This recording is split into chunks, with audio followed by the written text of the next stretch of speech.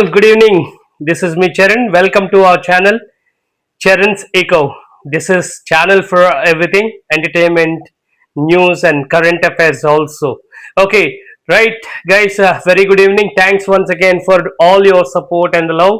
Okay, so ఈ రోజు మన టాపిక్ వచ్చేసి మనము అసలు బయట తింటున్నది నిజంగా ఫుడా లేకపోతే స్లో పాయిజన్ అనే డౌట్ అనేది ఈ మధ్య న్యూస్ ని బట్టి ఈ మధ్య అప్డేట్స్ ని బట్టి మనం చాలా మంది డౌట్ పడుతున్నాం. దేనికంటే దానికి చాలా చాలా రీజన్స్ ఉన్నాయి. ఇటీవల ఫుడ్ ఇన్స్పెక్షన్ డిపార్ట్మెంట్ దాడుల్లో బయటపడుతున్న నిజాలు చూస్తే మనం షాక్ అవ్వాల్సిందే. చాలా చాలా షాక్ అవ్వాల్సిందే. అటువంటి నిజాలు మనం చూస్తున్నాం. నిజంగా ఇది చాలా పెద్ద విషయం, ఎందుకంటే ఇది మన ఆరోగ్యానికి హెల్త్కి సంబంధించిన విషయాలు కాబట్టి చాలా ఇంపార్టెంట్ టాపిక్.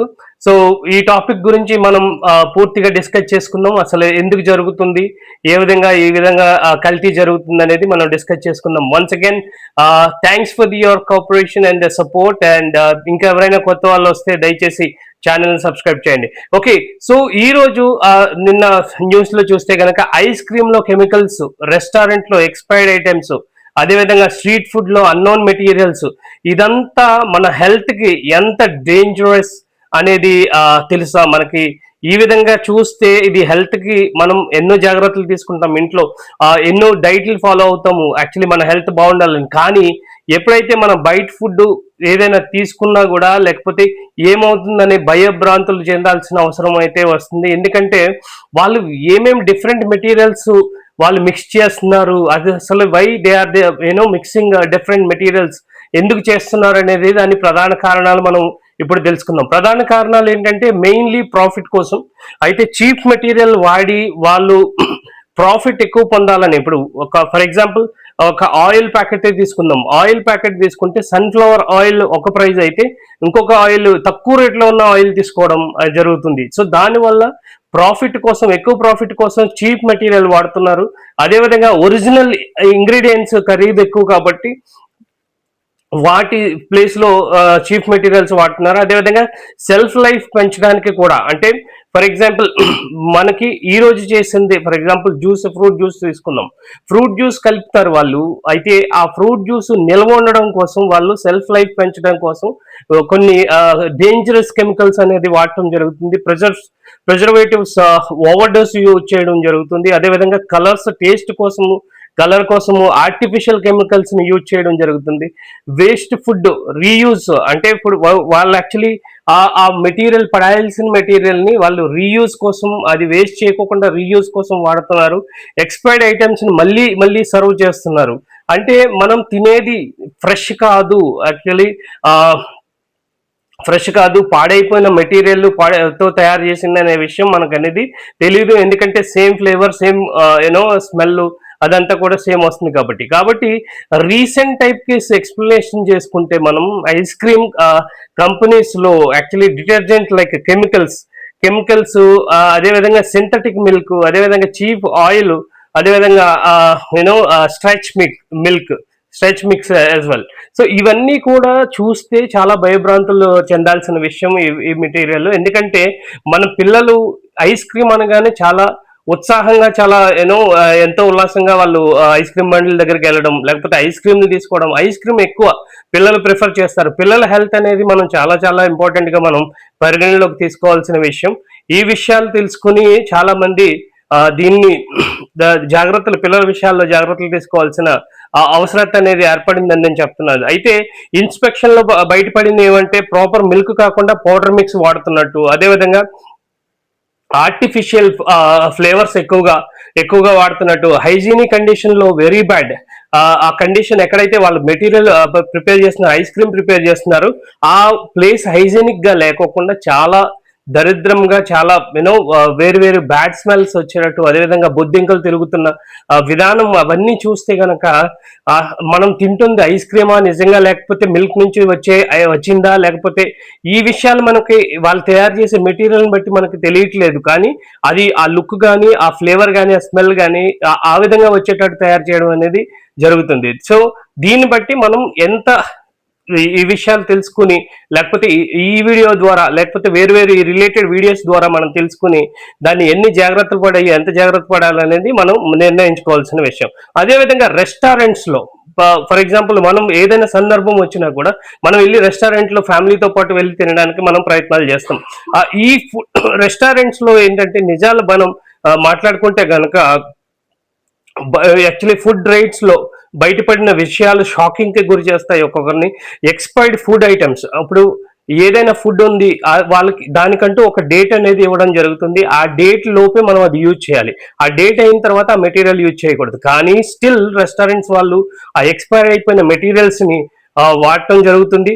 కొన్ని నాకు తెలిసిన నిజాలు ఏంటంటే కొన్ని రెస్టారెంట్స్ ఈ ఎక్స్పైర్ అయిపోయిన మెటీరియల్ ఎక్కడైతే దొరుకుతున్నాయో సూపర్ మార్కెట్స్ కానీ లేకపోతే వేరే అసలు రేటు కన్నా తక్కువ రేట్లో ఎక్స్పైరీ ఐటమ్స్ తెచ్చుకుని అవి వాడుతున్నట్టు నాకు ఈ సమాచారం కొంతమంది నిపుణులు కూడా చెప్పడం నేను విన్నాను. ఇది ఎంత భయంకరమైన విషయం అనేది నాకు నిజంగా షాకింగ్ అనిపించింది నాకు యాక్చువల్లీ. అయితే డేట్ ఎక్స్పైరీ అయిపోయిన కూడా యూజ్ చేస్తున్నారు.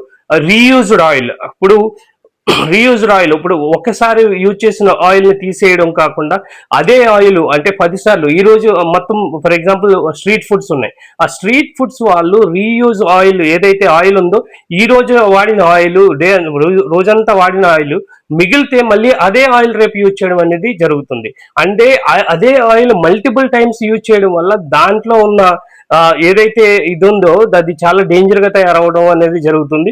ఇంకొక విషయం ఏంటంటే ఓల్డ్ మీట్, అదే మాంసాన్ని బాగా ఎక్స్పైర్ అయిపోయింది కానీ లేకపోతే పాత ప్యాకెట్స్ ఏవైతే ఉన్నాయో వాటిని రొట్టెస్ కానీ లేకపోతే మీట్ కానీ చికెన్ కానీ వాటిని యూజ్ చేయడం, అదేవిధంగా స్మెల్ కవర్ చేయడానికి మసాలా ఎక్కువ, అంటే ఆ మెటీరియల్ ఏవైతే అయిపోయిందో పాడైపోయిన మెటీరియల్కి వాటి స్మెల్ కవర్ చేయడానికి వాటికి మసాలాలు ఎక్కువ వేసి వాటిని కవర్ చేయడానికి, ఓకే, అదేవిధంగా ఆ పూర్ హైజీనిక్గా ఉండే మెటీరియల్స్ కానీ కిచెన్లో ఎంత దరిద్రంగా ఉన్నాయంటే ఆ బొద్దింకలు తిరగడం కానీ ఇన్సెక్ట్స్ తిరగడం కానీ అవి చాలా చాలా దారుణంగా ఉన్నాయి. కొన్ని వీడియోలు చూస్తే షాకింగ్ అవుతాం మనం.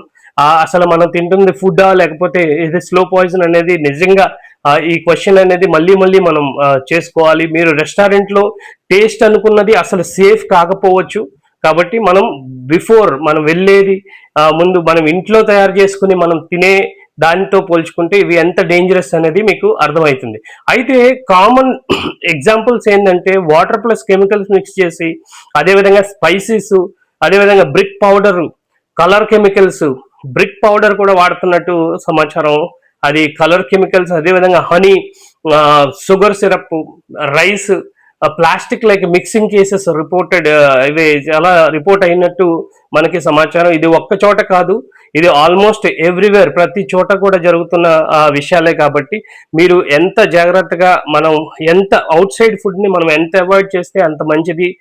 దీన్ని బట్టి ఈ విషయాలను బట్టి మనం చాలా జాగ్రత్తలు తీసుకోవాలి.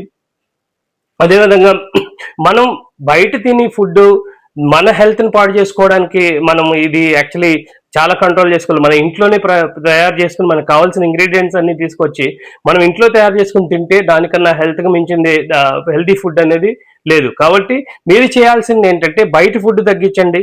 అదేవిధంగా ఎక్స్పైరీ డేట్స్ చెక్ చేసుకోండి. మీరు బిఫోర్ యూ బై ఏదైనా ఐటమ్స్ కొనే ముందు ఎక్స్పైరీ డేట్స్ అనేది చెక్ చేసుకోండి రెగ్యులర్గా.